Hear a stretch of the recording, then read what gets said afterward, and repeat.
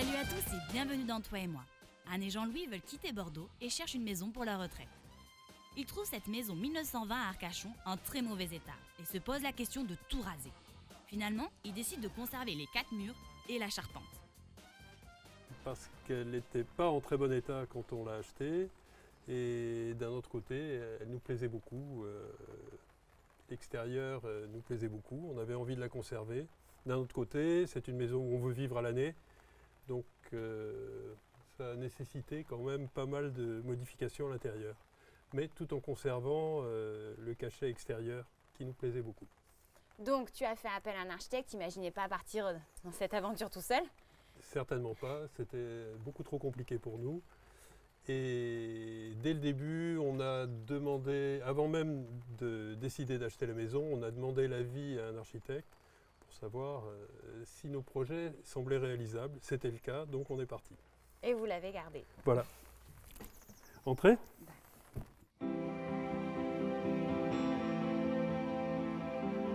Caroline Mazière est architecte à Bordeaux. Elle travaille avec Émilie Bibard au sein de l'atelier Mika. Caroline, comment tu as répondu à la demande de Jean-Louis et Anne de faire une maison, pas de vacances, justement, à Arcachon? Alors pour répondre aux attentes de Jean-Louis et Anne, on a conservé la maison telle qu'elle était au niveau architectural et au niveau extérieur. On a désossé l'intérieur de la maison pour pouvoir aménager le programme que les clients souhaitaient. On a conservé de la maison la charpente et les 4 murs extérieurs et aucune modification n'a été apportée sur les façades. Chaque menuiserie ont été conservées telles quelles. Et à l'intérieur de la maison, on a donc développé et aménagé les pièces à vivre à la demande de mes clients. Pour pallier à la surface restreinte au sol de cette maison, on a profité de la hauteur que la maison nous proposait. On a pu aménager une pièce à l'étage et aménager les combles au-dessus de la partie nuit, ce qui permet une pièce en plus à la maison dans laquelle est installé tout ce qui est bibliothèque et salon télé. Mais Caroline, dans cette maison, en fait, il n'y a pas de meubles. En effet, il y a très peu de meubles.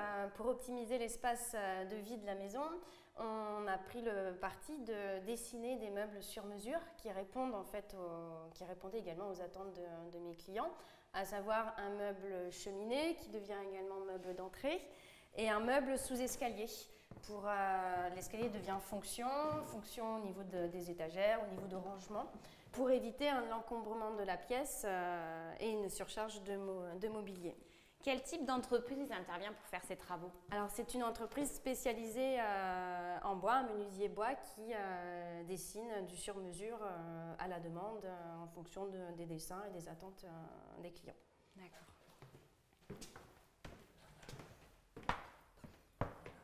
Et cet escalier nous mène dans les combles aménagés.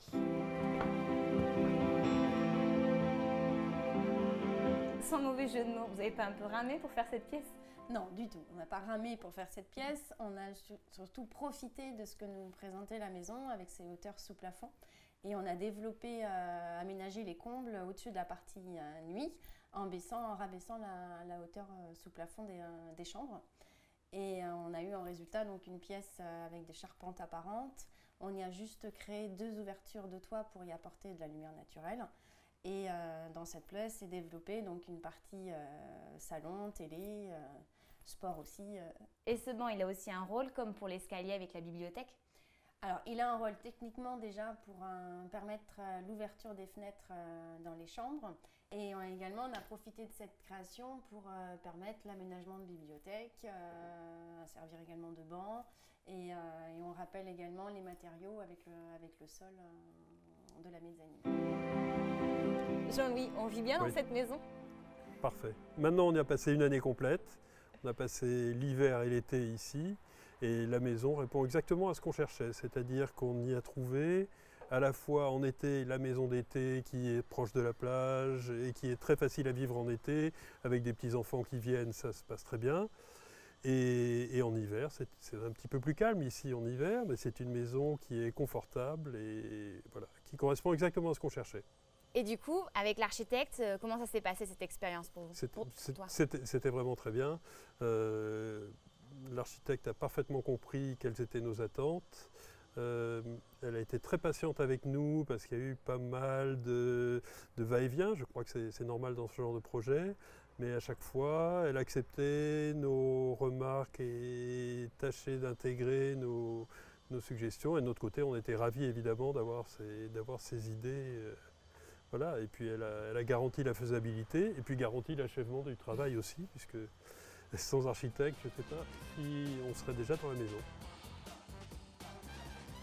Allez, on récapitule. Sachez conserver le patrimoine existant. Le professionnel saura s'adapter. L'architecte sait tout faire. Ici, Caroline a dessiné une partie du mobilier intégré. Pour plus de renseignements, contactez le 308, le lieu de l'architecture à Bordeaux.